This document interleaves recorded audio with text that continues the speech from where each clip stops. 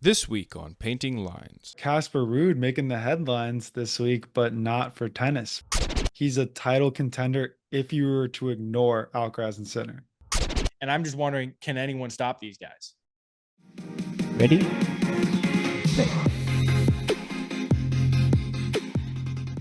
It's getting wild at the US Open. Welcome back to Painting Lines. Last week we previewed the US Open, and now after the first couple of rounds, we'll be updating you on how the tournament's going so far. And as always, please like the video and subscribe if you enjoy. So, Eric, after a wild first couple of rounds, what stood out to you the most at this point?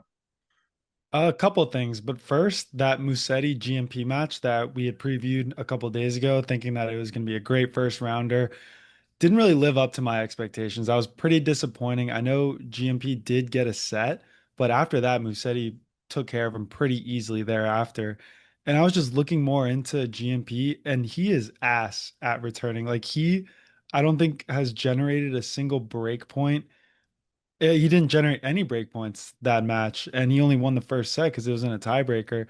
So I feel like what we were seeing last year from him, he's just kind of fallen off. Like I don't think he's going to be as good of a tennis player as we thought. So that was my first realization. Yeah, I mean, I feel like he's looking a little bit more like a Cressy type of player where it's completely one dimensional. And while his serve is really dangerous, he's not really going to be able to compete because the rest of his game isn't at the same level. Yeah, and his ground strokes are very powerful. Like he was blistering the ball. It's just he can't generate breaks, and to win tennis matches, I mean, actually, I don't know. You can win without generating breaks, but you're not going to go far. Like he's going to win a couple matches, but he's not going to win tournaments like that. Yeah, it's like when you get to the highest level, you have to be able to break people's serve because their serve Hmm. is also your serve may be an advantage, but if they're really good at breaking, like you're screwed. Yeah, exactly. And then Medvedev being fined $42,000 for that big kind of fiasco that he put on that I'm sure we'll talk about here pretty soon, but just insane because I thought he was going to be fined even more money. I thought 42,000 was pretty light. What do you think? I mean, $40,000 is a lot of money. I'll say that. I get that he makes a lot Not to more than that, but Medvedev. it's still a lot of money. Yeah, I just think that the point of fines are supposed to disincentivize like those actions. And I feel like 42,000, he's like, yeah, fuck it. Maybe. But anyway, speaking of Medvedev, let's hop into the first round here. So it was honestly overall one of the tamer first rounds that I've seen. I feel like in recent history, we've seen a lot of opening rounds to slams that have had tons of upsets, but this one only had a couple. But the one that stands out is, like you said, Medvedev losing to Bonzi, second straight slam that he loses to the Frenchman in the first round. And just watching this match, it felt as though the reason Medvedev lost is he doesn't bring any aggression into the match. Especially in that fifth set, if you were watching it, it felt as though he was just putting the ball back and hoping that Bonzi would miss. And if Bonzi was able to step up and make a good shot, Medvedev just immediately would lose the point. And I feel like that's what he's missing and why he isn't able to play at a peak level anymore is because he just isn't going out there and being aggressive enough. Yeah, I know. And it's really disappointing because you can kind of chalk up him not having a good year, maybe on clay or on grass, like other surfaces, but hard courts, he is supposed to be, at the top of the game. He clearly hasn't been. And I think it's getting to the point where maybe he's not confident in his strokes. I don't know what it is, but have you noticed his style of play changing? Like it's becoming less aggressive, or this is what he was doing a couple years ago. It was working and now it is no longer working. I think it's like the same strategy, but he just isn't hitting the ball as well. Yeah. But kudos to Bonzi because he went through the ringer in this match. Like, first of all, the cameraman walks onto the court while Bonzi is serving for match point. Umpire gives him a first serve again, which I think he should have. What do you think?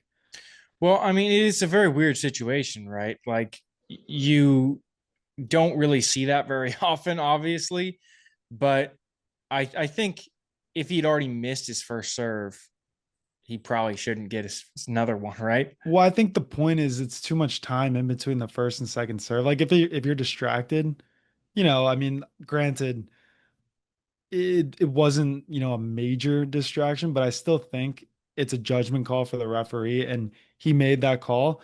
And then Medvedev used, I mean, he just went berserk. He went ballistic, got the crowd to essentially boo and stop the game for, I think, 6 minutes, something crazy like that. And all while Bonzi is on match point, doesn't convert. Medvedev wins the next two sets, brings it to a fifth set, and then Bonzi comes back and wins. So great, just head on in Bonzi's shoulders too to be able to close that match out, because that is not easy to do. Yeah, especially in that fifth. I think Medvedev got a break twice in that He fifth set. did. He And did. so he was able to battle back when he got broken. So definitely impressive there. Yeah. What do you think what do you think the next couple months has in store for Medvedev? You think he's going to take time off or just keep playing? He's probably going to keep playing, but it's just he's got to change something, right? Mhm. But anyway, how about any other matches? You think anything else stood out from that first round?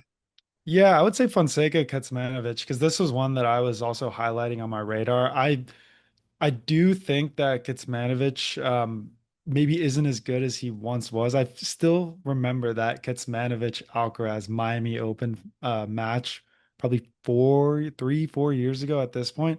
And I feel like I give him too much credit. I mean, he did win Del Rey this Yeah, I was year. about to So say he yeah, won a okay. tournament earlier this year. Yeah. But I just think of maybe Fonseca on another level. So, expected him to win here, but I was just kind of wondering about the Fonseca hype train, because he beats Kecmanovic, but then he loses to Mahach in three right after. So maybe people are too quick to hype up Fonseca. I don't know. What do you think? Well, I mean, you look at Mahach, right? He's a guy that earlier this year we were giving a lot of hype to as well, right? So he's not a bad player to lose to. I feel like it's different to lose to Mahach than it is to lose to someone like ranked outside the top 100. Yeah, definitely. No, I agree. I just think Fonseca. I mean, it's a bummer we didn't get that Mensik Fonseca matchup, because remember we were highlighting that. Yeah, but I mean, Both of them Mensik lost. Mensik didn't make it there either, right? Yeah, So, exactly. but yeah, speaking of that, let's move on to round two. And honestly, this is where the drama kind of started to pick up. Tons of five setters. There were actually 11 5-set matches in the second round. And by the order of seeds, Hachinov, Runa, Rude, Mensik, Davidovich Fokina, Sarundalo, and Tsitsipas all lost, all in 5-set matches. So these guys just couldn't convert when it came down to it in the important moment, which is a really big disappointment to me because these guys are supposed to be the best of the best. And it felt like they just crumbled. Like when it came down to that in those important moments, they just couldn't convert, especially because you have guys like Hachinov and Tsitsipas who actually held match points and couldn't convert and end up losing the matches. Yeah, that's crazy. I mean, all these seeds, it kind of, the song that comes to mind is, where it's like the whisper, let the bodies hit the floor, let the bodies hit the floor. Because that's really what it seemed like with these guys all falling, after pretty intense matches too. The five setters, it's tough. Yeah, I mean, it's just so many guys. Just second round, all of them are already out because obviously, when you're a seeded player, that seed hypothetically means you should at least make the round of 32, right? So, But out of these guys you mentioned, I will say Rude does not surprise me. Rude, you think Rude is Rude, the least Rude. shocking of these guys? Yeah, no, maybe. Well, I'm not surprised Sarundalo lost. I'm not surprised Tsitsipas lost. Rude, I'm not surprised. I would say Runa, I'm the most surprised about, because it was Struff. More than Hachinov? I'll tell you why. Because Hachinov, as we've discussed before, is someone that I will not be surprised if he loses second round, but I also won't be surprised if he swings a quarter. Yeah, I guess that's true.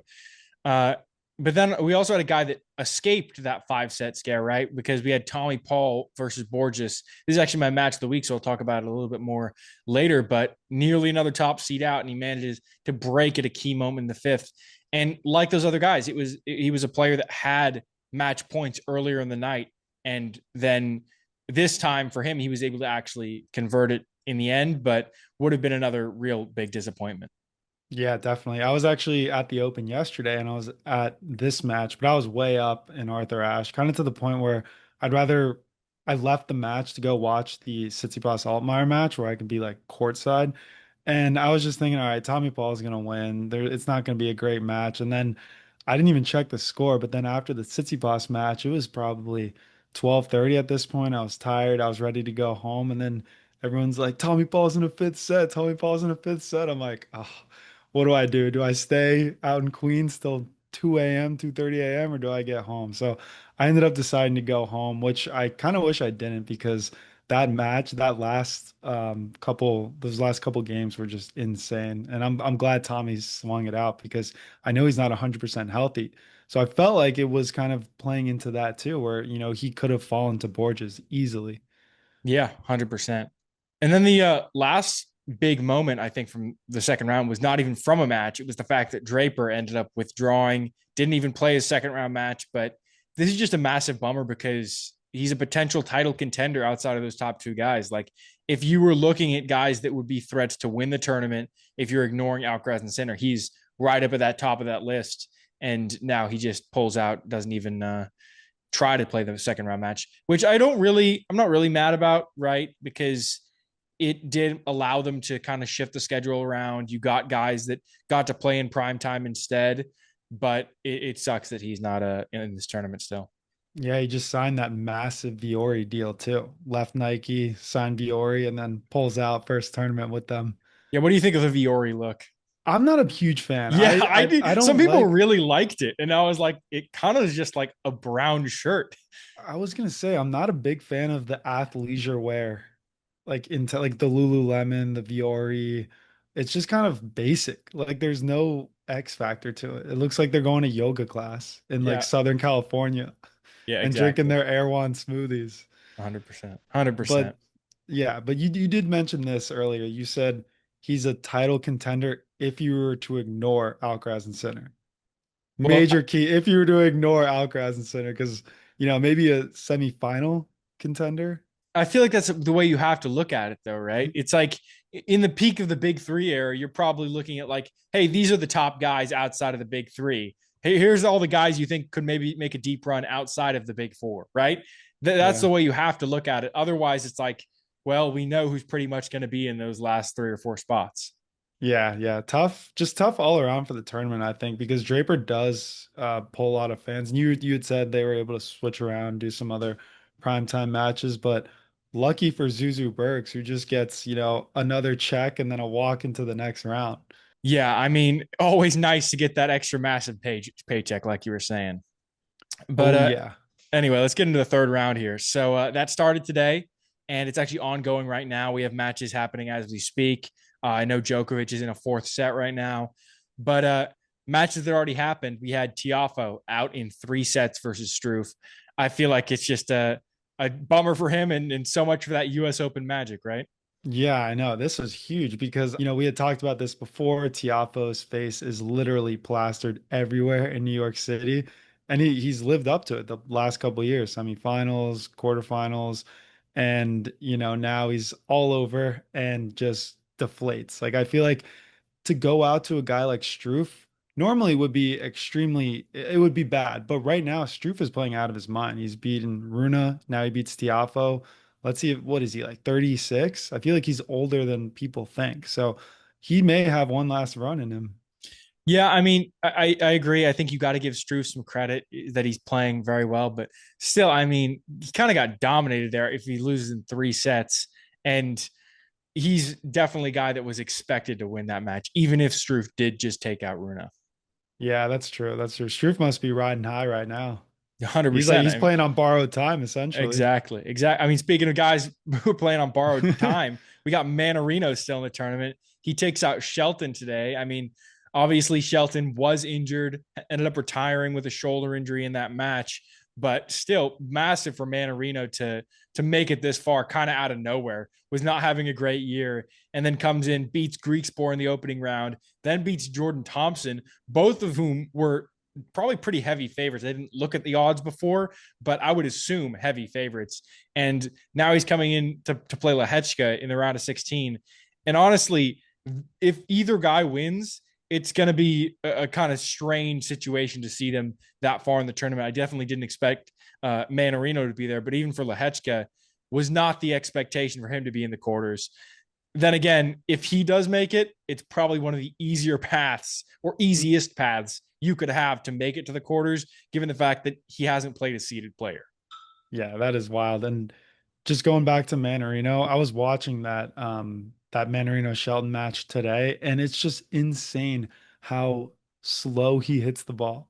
Like Yeah. Manarino's stroke. I still can't get over it. I saw the announcers were talking about it. He hit like an overhead, and it was Uh-huh. like he hit it at 30 miles an hour or something. And they're like, that might be the slowest overhead I have ever seen. It's just so funny to watch him play with the zero backstroke he does, and he just kind of pushes the ball forward because of how loose his strings are. Yeah, and I feel like it works so well against a guy like Shelton who generates so much pace. So Manarino is just absorbing all of that. Like he's essentially a backboard, and Shelton's exerting all of his energy. Exactly. That's why he hurt his arms because he was trying Yeah, to yeah, yeah. hit it through him, and he's like, I can't hit through a wall. Yeah, this was a big bummer though, because Shelton was playing out of his mind in the beginning of the tournament. Like he was winning so easily. Three setters, 2-2-4, 2-4-3, like just crazy. And then he beats or wins the first set against Manarino. I had texted you what I say, something like Shelton's gonna destroy Manarino, and then Yeah. that surely backfired on me. Yeah. You were like, this guy's getting clobbered. Because And then when I was watching, I'm like, oh my God. well, Manarino's a tricky guy. And then you're Yeah. like, yeah, you're right. And it was like Manarino immediately broke back. Yeah, I spoke too soon. Yeah. But anyway, that about wraps up where we are in the tournament. Next week, we'll be going over the last few rounds and talk about the final. But it's through to this point, I do want to give some overall comments. And the big thing I want to say is Sinner and Alcaraz are just cruising at this point. Like we talked about this already. You have to kind of ignore them to really consider any other player having a chance. And while they haven't faced any real threats, they've been dominating their opponents. Like it looks as though we're heading towards another final with these two. And I'm just wondering, can anyone stop these guys? You know, as much as I want to say yes to try to generate some kind of conversation, I genuinely don't think so. I Yeah. really don't think so. And even Alcaraz, because normally he has that reputation of at least dropping a set to like random players, but he has not even done that yet. Like Bellucci, he made him look like an amateur out there. And then even Opelka, you would think, all right, maybe Opelka can at least get one set because of the big serve. No. Yeah, So exactly. it Didn't just even looks force too a easy. tiebreaker there in that match with Exactly. Opelka. Yeah, exactly. So Alcaraz is coming different now. Yeah, it's the haircut. Yeah, he's more aerodynamic. Exactly, exactly. But Alcaraz is hitting the shit out of the ball. He's generating forehands that are over 100 miles an hour. I think he hit a 110 forehand winner in his match today. Just crazy. Yeah, I mean, I think maybe he's trying to reestablish that, hey guys, like, yeah, I get that Sinner's a real great hardcourt opponent, but I'm a pretty legit player on hardcourt too. Yeah. When do you think hitting 100-mile-an-hour forehand started to become a thing? Like, was it a thing during the big three in the mid 2000s, or was it fairly recent that players started being able to do that? Well, the being able to do it and actually doing it in a match, I feel like are two very different sort of situations because a lot of people have actually said that the big three era almost slowed down tennis in a sense because both all of those guys were able to control the matches strategically and they were able to generate massive shots. Like look at Nadal's forehand, he hit the shit out of the ball. He did Mhm. spin it a lot more, but he crushed it. But those guys like Djokovic takes a lot of pace off the ball. Murray takes a lot of pace off the ball. And I even feel like Federer, while he had that aggressive style of play, it was more about kind of pushing the other player off the court and stepping up into it to finish it, not just crushing a baseline ball. But yeah, I think guys have been able to do it for a long time, but you're seeing more players that just sit on the baseline and rip it more, I feel like. Yeah, it's becoming the game style. Like, and even Tsitsipas has come out and said it. He's like, tennis is different than what it was 4 years ago, and this is partially why he is struggling, maybe because his game style hasn't adapted to it, and the fact that he's trying to demo out new rackets. Remember, he's trying to get something that will help him generate more speed. So you either, adapt or you get left behind. And I feel like maybe we're seeing that with Medvedev too. Yeah, I mean, I think we've talked about this in the past, but it feels almost as though that generation of players built their games to beat the big three. And then once the big three disappeared, all of a sudden you have guys that are at the top of the game with a completely different style of play. Like Hmm. Sinner and Alcaraz hit the ball completely different to the big three. And so that's a different type of threat to try and eliminate. Yeah, you have guys like even Zverev now, who's a bigger guy who can generate harder ground strokes, plays more like a Djokovic, where he is kind of taking pace off the ball. He's playing more strategically. So he, I think, is someone that it'll work up until he plays Sinner Alcaraz, Yeah, he would is what I'm trying benefit to say. probably Yeah. from some sort Hmm. of shift in his strategy. Right. But anyway, you ready to hop into segments here? Yeah, let's do it. Hey guys, before we jump in, we have some exciting news. We recently partnered with TruePro. They're a great place to buy strings, grips, and tennis apparel. Use discount code Painting Lines, that's one word, for 20% off store wide. You can find the link in our bio. Sounds good. What's new in tennis? What did you see this week? So I saw Casper Ruud making the headlines this week, but not for tennis, for something else, something what he said in his press conference, which I think is hilarious. So he was complaining about the smell of weed in New York City. And Aiden, you've been to New York a few times. You know how bad it can get sometimes. Like it's funny because Casper Ruud is not the type of guy to complain, but he he was in the press conference and he said the worst thing about New York City is the smell of weed. He goes, quote, "The smell is everywhere, even here on the courts. It's quite annoying to be playing, tired, and just meters away, someone is smoking marijuana." Yeah, I mean, I guess that's the negative of legalization, right? It's Yeah, like I know. people are like, I don't want to smell this all the time. Yeah, he was saying something like, "Oh, I come from a small town that's like near the beach. Like it's obviously nothing like New York City. And people don't just smoke marijuana there, especially me as a sportsman. Like I'm not around it, so I don't like the smell." Yeah, well, I mean, isn't that literally the way people describe it? It's like someone's like, "Oh, what's that smell?" And they're like, "Oh, it Yeah. smells like a skunk."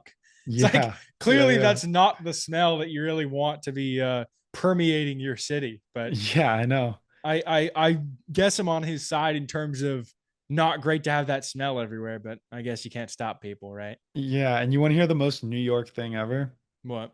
So I was reading an article on it. It was like a like New York Times or no, not the New York Times, whatever like the tabloid New York magazine is. And they had people quoted in there, like New Yorkers, and they're like, "Wow, he's being such a pussy." And then one person's like, what court is he playing? I'm gonna smoke a blunt right next to him." Like they were like really pissed off that he was outspoken about this. Yeah, I mean, that's like I feel like a perfect example of why he's annoyed, right? Yeah, People being mad about him not enjoying the smell of weed yeah. is crazy. Yeah, and technically you're not allowed to smoke weed at the US Open as a fan, but they were even interviewing some of the like grounds workers and they're like, "Yeah, we see people do it all the time. Like we can't really stop them, you know?" Yeah, yeah. But enough marijuana talk here. What about you? What did you see this week? Uh, I we already mentioned it, but the Alcaraz buzz cut. I feel like we have to talk about it. Uh, Definitely quite the change. It went straight to the skin. I feel like it's a definitely an interesting look. Don't know if it's his best look that he's had, but his story is that he blames his brother. He said his brother didn't understand the functions on the razor, and yeah, it seems to be working for him though. I mean, he's kind of clobbering his opponents. Maybe they're just intimidated by him. So, just wanted to bring that one up. Yeah, his brother didn't understand the machine. But Yeah, no, it's crazy. Like you said, it was down to the skin too. And I think he's the only player that I think can pull this off. Like he's kind of running with it in good spirits. He's actually looking pretty damn intimidating too, with his sleeveless shirt, skinhead look, like beating guys in 3 sets. Like this dude is unstoppable right now. yeah. I mean, I think there's guys that can pull it off. It's just like Oh, you look at a lot of the top guys and you're like, Sitsy Pass with a buzz cut. I don't know. and it's not even a buzz cut. It is like you said, down to the skin. Yeah, 100% exactly. Funny look though. Yeah, how about bet of the week? Bet of the week. I'm going with Caboli plus 210 over Musetti. And I'm actually going to this match tomorrow. It's on Louis Armstrong. I feel like I wanted to bet a match that I'm going to see in person to make it way more interesting, especially because I don't feel strongly toward Caboli or Musetti. So might as well throw some money on it. And the odds just significantly favor Caboli here. Like I truly think that Caboli is a better hardcore player than Musetti. And I just think the odds were so skewed for Musetti too. He was like minus 330, which is insane. Yeah, I feel like you're right in terms of the odds aspect because even if Musetti is a favorite. I feel like he's not a massive favorite given the fact that it is a hard court match. And look at how he's played on hard courts this year overall. Not great. So Yeah. I think this is a solid bet. Yeah, it should be interesting, the all-Italian matchup. But what about you? Who are you taking this week? I'm going with Tommy Paul, plus 110 over Bublik. I feel like this is a great line, and I understand that Bublik is obviously a little bit healthier, didn't have the super long match that Tommy Paul had where it went deep into the night, and he's not going to be dealing with that time on court aspect. But Bublik is so inconsistent. I feel like he could go out there and just get blown over in 3 sets if it's not his day. So we'll see what happens, but I feel like I'm happy taking Tommy Paul with the plus 110 odds. Yeah, it's funny you mentioned that because I do seriously think Bublik could go out there and get swept in 3 sets, or can go and play out of his mind. But like you said, he's very inconsistent. So it's like a 50-50 shot. So I do like the plus 110 because you are kind of giving it, essentially an even odds for Tommy Paul when, he probably has a 50% chance of winning. Yeah, I mean, like if you go both of them fully healthy, right? You probably take Tommy Paul here. Yeah, uh, yeah, I would say so. Well, not the ringing endorsement I was hoping for. But anyway, how about let's get into the match of the week. What'd you go for here? Oh, match of the week. Like I had mentioned earlier in the episode, I was at the Tsitsipas Altmaier match, and this was awesome because first of all, it was a 5-setter. Second, it had drama. It was tense. So Altmaier had an underarm serve earlier in the match. Tsitsipas ended up losing the point on it, but then couple games later just tagged Altmaier, like went straight for his body. And he did it a couple times too. Like you could tell he was really pissed about it. Altmaier kind of stared him down, didn't like that he got hit. And then at the end of the match, when they were doing the handshake, Stefanos said something like, "Hey, don't be surprised when I hit the ball at you next time when you do an underarm serve." And then Altmaier just kind of he handled it very professionally. He just brushed him off and was like, "I'm not dealing with this right now." And Stefanos kept trying to talking, but Altmaier didn't even give him the time of day. He pulled away. And then once Stefanos started doing that, everyone in the crowd was booing him off, which I felt bad about because you know me, if you've been listening to this podcast for a while, you know that I like or used to like Tsitsipas. So he obviously has a soft spot in my heart. I was rooting for him. It was just sad to see, man, because this was a player, Tsitsipas, that should have been like playing prime time on Arthur Ashe in a packed stadium, and he was on an outside court at 11 o'clock with no one there. Like it was just the fall from grace, and then also just the fact that he is going 5 sets, losing to Altmaier after having every single game in the 5th set that Altmaier was on serve, Stefanos had at least 2 break points, 2 break opportunities, could not convert them, and was holding serve to love until the very last game at like 5-all or I think 4-all when he got broken and then Altmaier ended up serving it out. So sad to see him leave the stadium too, to getting booed, which, isn't the most pleasant thing, but just a great match to be at. Like it was awesome sitting that close too, because I was damn near courtside and just seeing them hit the ball the way they did. Yeah, I feel like Tsitsipas just he was having flashbacks to that Kyrgios 4th round match at Wimbledon a few years ago. I feel like it really is Tsitsipas is just being like Glenn Davis, a big baby. Yeah, just take your L and get off the court, man. It's just one of those things where like you lose a point from an underarm serve, so you're gonna just be hitting the ball at the person. I get it. Sometimes hitting the ball at the person is the right strategy, but I immediately thought of that Kyrgios match. He tried to peg Kyrgios like 3 or 4 times, and he wouldn't win those points. Yeah, and it's just, dude, when you're letting your opponent get in your head, that's a bad thing for you.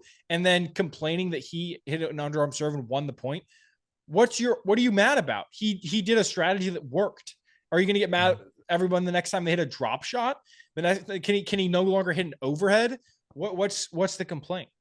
Yeah, I know. I think he's just salty. He lost. Like he couldn't take his loss, and the underarm serve is just kind of I don't know. Maybe he's a traditionalist. Maybe he really doesn't like underarm serves. I don't know, but you could tell easily when Tsitsipas was playing that he was just locked into his dad too. Like every time he would win a point or lose a point, he would stare over. And I didn't even have to look. I'm like, oh, he's probably looking for his dad. And then I saw him right there. I'm like, yep, he's like, maybe that has something to do with it, that he's back with his dad.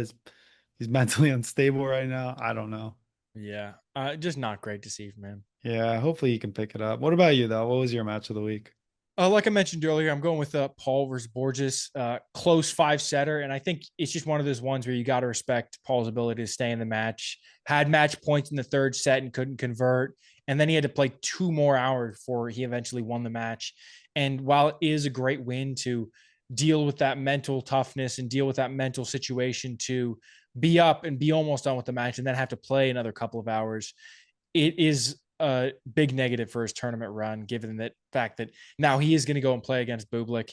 I do think he has a good chance against Bublik. That's why I'm betting on him, but it's not great to see those extra couple of hours on the court.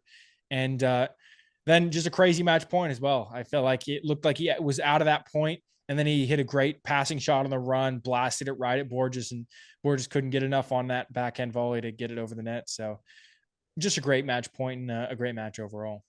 Yeah, I don't know if it's me, but I feel like every match that Tommy plays is entertaining because he is such a good mover. Like he's able to pull out shots that for most players aren't even possible. So yeah, this was a great match. And I was pretty surprised that Borges played him as well as he did because I think Borges is more known for being a clay player, and just the fact that he played this well on Arthur Ashe, like prime time against an American, shows that he's stepping up, evolving his game to maybe be more adaptable on hard. Yeah, but I mean, then again, Borges did make the round of 16 last year at the U.S. Open, right? Yeah. And yeah, we saw him in doubles as well. Yeah, so I feel like he has had some decent success in the past year, and Mhm. just You know what it is? I think it's because he played college here in the States. So yeah, I'm sure he's getting that support. yeah. All right, and that's the show. If you're not already subscribed, go ahead and hit that subscribe button. You can find us on Instagram, TikTok, YouTube at Painting Lines Podcast. Feel free to shoot us a DM or email us any questions or thoughts at paintinglinespodcast@gmail.com.